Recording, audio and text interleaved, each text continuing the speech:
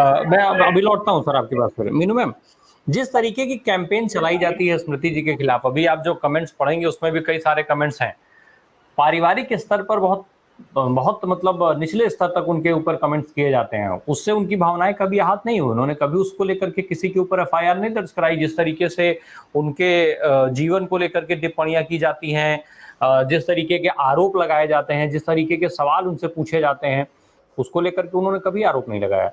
लेकिन पत्रकारिता धर्म को लेकर के वो अक्सर इस तरीके की चीजें करती हुई देखी जाती हैं। कभी किसी की नौकरी लेती हैं और आदमी स्वतंत्र है तो उसके ऊपर एफआईआर दर्ज करा देती हैं।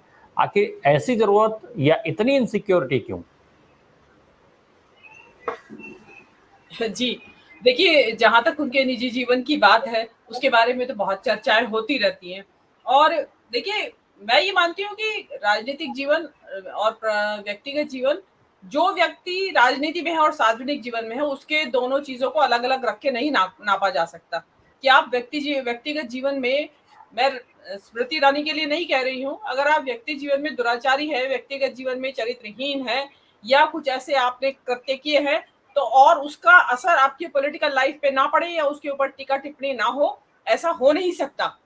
ऐसा कभी भी नहीं हो सकता। मुझे एक चीज बताइए कि कौन सा ऐसा नेता है इस देश का जिसके बारे में चारित्रिक टिप्पणियां ना की गई हो? इससे भी बड़ी इनके यहाँ तो आप देखिए ना, पंडित नेहरू के ऊपर कितनी अभद्र, कितना अश्लील, अपमानजनक टिप्पणियां की जाती है। नेहरू परिवार तो कभी नहीं गया किसी पत्रकार के खिलाफ या किसी बीजेपी कार्यकर्ता के खिलाफ या बीजेपी के आईटी सेल के खिलाफ।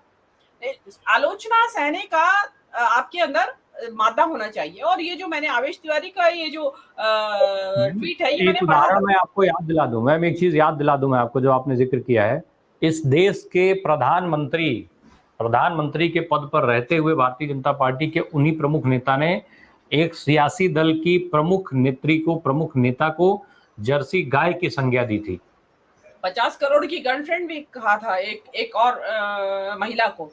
और मैं तो ये कह रही हूँ, आप ये देखिए ना कि जो नेता है इसी देश के, जो प्रधानमंत्री हैं, वो कांग्रेस के घोषणा पत्र के बारे में किस किस तरह की बातें ला रहे हैं निकाल के, कि मुसलमानों को दे देंगे, भैंस दे देंगे, आपकी भैंस खोल के लेंगे, मंगलसूत्र बेच देंगे, ले लेंगे आपका, और मुसलमानों को दे देंगे, जो कि घोषणा पत्र में कहीं लिखा हुआ नहीं है।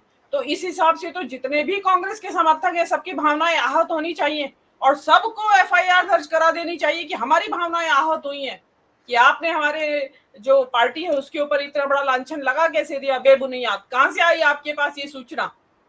लेकिन क्या होता है, देखिए, चुनाव प्रचार का समय है और पत्रकार बहुत सारी बातें सूत्रों के, जो अभी के राय साहब ने बड़े डिटेल में बता दिया है कि बहुत सारी बातें सूत्रों के हिसाब से वो बताते हैं, सूत्रों से, कि भाई सूत्रों से खबर मिली है। अब जैसा उन्होंने बताया राय साहब ने कि भाई उन्होंने धाराओं का भी जिक्र कर दिया कि पत्रकार बाध्य नहीं है। तो आप असल में तो जो धनंजय जी ने कहा कि भावना तो आहत योगी आदित्यनाथ की होनी चाहिए थी, उसमें भावना इनकी आहत हो रही है। इनफैक्ट वो इस वक्त बहुत ज्यादा बेचैन है, बौखलाई हुई है। उनको ऐसा लगता है कि सबसे पहले तो राहुल गांधी ने जो चाल चली कि वहां से वो चुनाव लड़े नहीं और उन्होंने अपने एक अटैची को उन्होंने वहां पे उनके सामने खड़ा कर दिया, तो वहीं से वो जो नंबर 1 का जो एक सीट होने वाली थी, हॉट सीट इस देश के चुनाव में, वो बिल्कुल निचले पायदान पे आ गई, कोई जिक्र ही नहीं हुआ। स्मृति ईरानी अमेठी का तो भूल ही गए, जैसे कि लोग अमेठी भी कोई कॉन्स्टिट्यूएंसी है। सबसे पहले तो वो चीज उनको खा गई और उसके बाद से फिर जो ये चीज आपके सामने आई, आवेश तिवारी ने जो टिप्पणी की है, तो देखिए, पत्रकार इस तरह की टिप्पणियां, पत्रकारों का काम ही यही होता है, जिसको कहते हैं ना सूंघते फिरना। सत्ता के गलियारों में सूंघते हैं, फिरते हैं पत्रकार और वहां से फिर खबर लाते हैं। भाई यही तो काम होता है पत्रकारों का। तो वो उन्होंने यहाँ लिख दिया और उसपे आपको इतना बेचैन होने की और परेशान होने की क्या जरूरत है? अभी तो आगे आगे पता नहीं और क्या क्या होगा, और सत्ता के गलियारे में पता नहीं कितनी झड़पें होंगी, आपस में एक दूसरे के ऊपर इल्जाम थोपे जाएंगे। अगर निजाम बदल जाता है, सत्ता बदल जाती है, तो भाजपा में जो तांडव मचेगा, क्या उसको पत्रकार रिपोर्ट नहीं करेंगे? जो स्वतंत्र पत्रकार है वो सब करेंगे रिपोर्ट। जिनका ईमान बिका हुआ है वो तो इस बात को रिपोर्ट करेंगे नहीं। और देखिए, नेताओं को उदार होना चाहिए आलोचना के प्रति। आप पंडित नेहरू का देखिए, शंकर जो थे उस समय के कार्टूनिस्ट थे, वो पॉलिटिकल कार्टून बनाते थे। मतलब उन्होंने गधा करके कुछ कहा नेहरू के बारे में, बनाया कुछ कार्टून, तो नेहरू ने उस शाम को उनको फोन करके कहा कि भाई आप गधे से के साथ चाय पीना पसंद करेंगे मिस्टर शंकर। मतलब उन्होंने उसके राइट की का सम्मान किया कि एज ए पॉलिटिकल कार्टूनिस्ट ये आपका राइट है कि आप मुझे गधा कहीं, शेर कहीं, गीदड़ कहीं, कुछ भी कह सकते हैं आप। उन्होंने मुकदमा नहीं दर्ज करवा दिया, चाहते तो करवा देते मुकदमा दर्ज। और उन्होंने ये भी कहा डोंट स्पेयर मी शंकर, मतलब शुरू में ही उन्होंने कहा था। तो इतने लिबरल, जिस नेहरू की आप बात कर रहे हैं वो इतने लिबरल दिमाग के थे। और कोई भी नेता इस तरीके से पल पल में इस तरीके से आप इतनी तुनक मिजाजी मत रखिए, इसे तुनक मिजाजी कहते हैं। अगर आप इस तरह का, मतलब आपकी बात तो बोल ही नहीं सकते। आपने भी बताया जैसा कि एक पत्रकार की तो नौकरी ही खा गई थी, उसको हटा के ही मानी। ऐसे ही याद होगा एक पत्रकार ने यूपी में ये रिपोर्ट कर दिया था कि भाई नमक से रोटी दी जा रही है मिड डे मील में, उसका क्या हश्र हुआ। अंत में बेचारा उस पत्रकार की मृत्यु भी हो गई। वो बड़ा दुखद, उनका कैंसर से शायद देहांत हुआ, अगर मुझे सही से याद है तो ये चीज देखिए, आलोचना के प्रति जो असहनशीलता, असहिष्णु रवैया है, ये बीजेपी में सबसे ज्यादा देखने में आ रहा है। अब आपने ये करवा दिया इनके खिलाफ आवेश तिवारी के, वो ये हुआ कि एक्शन होगा या नहीं होगा वो तो अलग बात है। आवेश तिवारी एक चर्चा का विषय बन गए हैं और अब इस चीज की और छानबीन होगी, और ज्यादा लोग इस बात का पता लगाएंगे कि वास्तव में हुआ क्या था उस टेलीफोनिक कन्वर्सेशन में। तो आप देखिए, पत्रकार का अधिकार जो चौथा स्तंभ है, उसका अधिकार है राजनीतिक टिप्पणियां करना, राजनीतिक घटनाक्रम पे अपना आकलन भी देना, वो इमेजिनेटिव भी हो सकता है। अब आप हमसे पूछते हैं कि आपका क्या विश्लेषण है मीनू जी, तो ऐसा थोड़ी है कि मेरे पास कहीं से रिटर्न टेक्स्ट आया और मैं उसके हिसाब से पढ़ के आपको बता दूंगी जी ये है। मैं अपना आकलन देती हूँ कि ऐसा भी हो सकता है।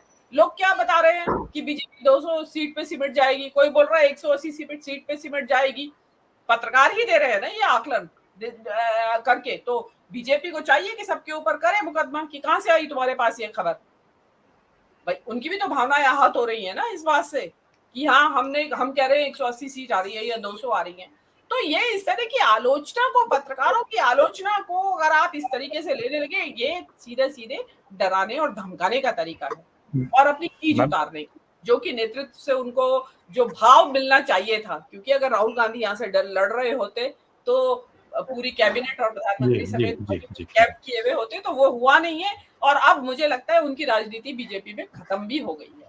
जी मीनू मैम, एक चलते चलते जो है जरा एक तो इस पूरे प्रकरण की अगर हम बात करें तो इस पूरे प्रकरण पर एक आपकी क्लोजिंग स्टेटमेंट आपका लेंगे। उसके साथ साथ जब इस तरीके के मामले होते हैं, जो महिलाओं की बात अभी हो रही थी, ऐसे में जो तमाम संस्थाएं बनी हैं महिलाओं को लेकर के, उनकी जो भूमिका रहती है वो कहाँ पर, उस भूमिका को आप कैसे देखती हैं, कहाँ खड़ा पाती हैं उनको?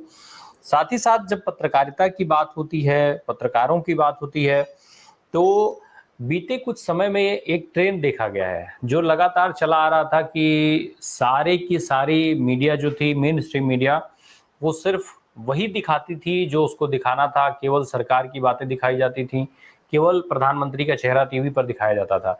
लेकिन बीते 2 महीने 3 महीने के अंदर जो है उसमें भी कुछ बदलाव देखे गए हैं। कुछ मुद्दे ऐसे आए हैं जिन पर मेन स्ट्रीम मीडिया के कुछ लोगों ने भी सवाल उठाने शुरू कर दिए हैं। तो क्या ये जो अब छोटी छोटी घटनाएं होना शुरू हुई हैं कि ऐसे टिप्पणियों पर एफआईआर करा दी जाए, तो ये उसी बदलाव का हिस्सा है कि मीडिया को भी अब ये दिखने लगा है, बड़े मीडिया घरानों को भी ये दिखने लगा है कि शायद सत्ता परिवर्तन की संभावनाएं जो हैं वो प्रबल होती जा रही हैं, इसलिए जरूरी है कि अपनी चीजें तुरंत मैनेज कर ली जाएं। और इसी की देन है इस तरीके के छोटे छोटे एफआईआर की अब बौखलाहट यहाँ तक पहुंच गई है। देखिए, ये जो वर्तमान जो रजीम है, इन्होंने पूरी तरीके से खरीद लिया था एक मेन स्ट्रीम मीडिया, जिसको कि ज्यादा इलेक्ट्रॉनिक मीडिया कह दीजिए, टीवी कह दीजिए, जिसमें न्यूज चैनल्स चलते हैं। तो उसमें दिन रात मोदी पुराण चलता रहता है और मोदी सरकार की बातें चलती रहती है, उन्हीं की योजनाओं की बात होती है। विपक्ष को तो कहीं वहां पे स्पेस था ही नहीं। आप देखिए ना, इतनी बड़ी भारत जोड़ो यात्रा 10,000 किलोमीटर नाप दिया राहुल गांधी ने, कहीं जिक्र किया उन्होंने? जब कभी कुछ उनको नेगेटिव उसमें नजर आया, इन्हीं स्मृति ईरानी की बात ले लीजिए। राहुल गांधी ने जब पहली भारत जोड़ो यात्रा शुरू की तो उन्होंने विवेकानंद स्मारक कन्याकुमारी से शुरू की, और उसी रात को स्मृति ईरानी दहाड़ी, केवल भाषण नहीं दिया, वो दहाड़ी बहुत बुरी तरह, अगर आपके पास वीडियो हो तो उन्होंने कहा कि वो वहां से शुरू की उन्होंने कन्याकुमारी से यात्रा और वो विवेकानंद स्मारक नहीं गए। राहुल गांधी ने तो कोई प्रतिकार नहीं किया। चाहते तो राहुल गांधी खुद मुकदमा दायर कर देते, राहुल गांधी के समर्थक मुकदमा दायर कर देते, कांग्रेस कार्यकारिणी मुकदमा दायर कर देती उनके ऊपर कि आपने इतना बड़ा झूठ बोला कैसे। उन्होंने महज ये किया जो एक राजनीतिक तौर पे जवाब होता है, उन्होंने उस वीडियो को जारी कर दिया जिसमें कि राहुल गांधी विवेकानंद की प्रतिमा को प्रणाम करके और वहां से अपनी यात्रा शुरू कर रहे हैं। तो ये तरीका होता है राजनीति का, जो परिपक्व राजनीति होती है। आप बचकाना राजनीति, मैं आई एम सॉरी टू से, आप फिल्मों से आई हैं, आपने वहां सास बहू की जो षड्यंत्रों की जो कहानियां हैं उनको आपने चरितार्थ किया है वहां पे बैठ के। तो आपको लगता है कि जो देश की राजनीति है उस वो भी इसी तरह जैसे रसोई में चलती है ना, सास बहू दौरानी जेठानी के झगड़े और जरा जरा सी बात पे कि उसने मुझे ऐसे देख लिया और उसने मुझे तिरछी आंख से देख लिया और उसने मुझे ये कह दिया और वो मेरे बारे में ये चुगली कर रही थी। तो वो चीज आपने यहाँ पे भी आप उसी को लागू करना चाहती हैं, तो वो ऐसा लागू नहीं होगा। और रही मेन स्ट्रीम मीडिया की बात, उनको समझ में आ रहा है। मैं ये आपके आनंद वर्धन जी के शो पे कल परसों भी मैंने कहा था, मैं 1 साल से कह रही हूँ, ये नई घटना नहीं है। 1 साल हो गया आप लोग जो जागरण कर रहे हैं इस देश का, देश की जनता का। आज जनता मेन स्ट्रीम मीडिया से ज्यादा आप जैसे धनंजय जी का चैनल हो गया, आपका पब्लिक हो गया, और बहुत सारे चैनल से किस किस का नाम गिना है, क्योंकि आप सामने बैठे हैं इसलिए आपका नाम लेना मैं समझती हूँ उचित है। उन चैनल्स पे जो राजनीतिक घटनाक्रम चल रहा है उसका दूसरा पहलू दिखाया जा रहा है। जनता की आंखें खुल रही हैं कि अरे ये तो कहीं हमने देखा ही नहीं, ना हमने पढ़ा अखबार में, ना हमने टीवी पे देखा, ये तो कुछ और बता रहे हैं। तो जनता, नतीजा ये हुआ कि जनता उसको छोड़ के इधर आ रही है। मैं फिर कहती हूँ कि इलेक्टोरल बॉन्ड का इतना बड़ा घोटाला हुआ, कभी ये खबर जनता तक नहीं पहुंचती कि इसमें मोदी की क्या भूमिका रही, मोदी सरकार ने किस तरीके से क्विड प्रोको किया, मतलब धंधेबाजी की, धंधा दिया और चंदा लिया। तो ये चीज कभी जनता के सामने नहीं आती। उससे बहुत बड़ी छवि ध्वस्त हुई है, जनता का विश्वास कम हुआ है मोदी जी के प्रति कि ये तो कह रहे थे ना खाऊंगा ना खाने दूंगा, ये तो खूब खा रहे हैं।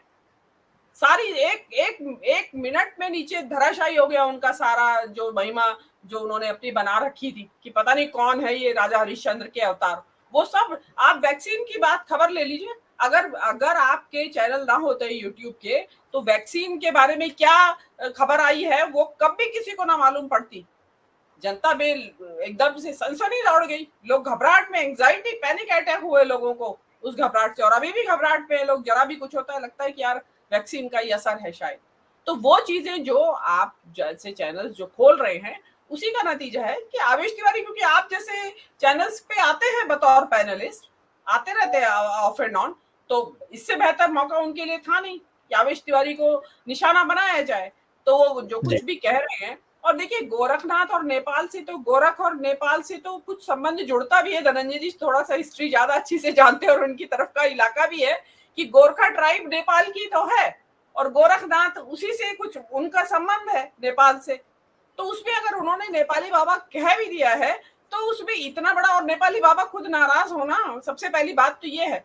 तो आप लगाम लगाने की कोशिश कर रहे हैं मीडिया के ऊपर और ये उनका लास्ट डिच एफर्ट है। वो जा रहे हैं और हाथ से रेत फिसल रही है, उसके बावजूद वो इतना उनके अंदर ये है कि वो अभी भी डूबते टाइटैनिक को बचाने की कोशिश कर रहे हैं कि हम इस मीडिया को लगाम कर डालें, इसको चुप कर दें तो शायद हमारी बचत हो जाए। लेकिन अब हाथी निकल चुका है राम प्रकाश जी, अब तो पूंछ निकलनी बाकी है। 114 सीट रह गई है बस, हाथी निकल गया है बाकी 400 प्लस सीटों का।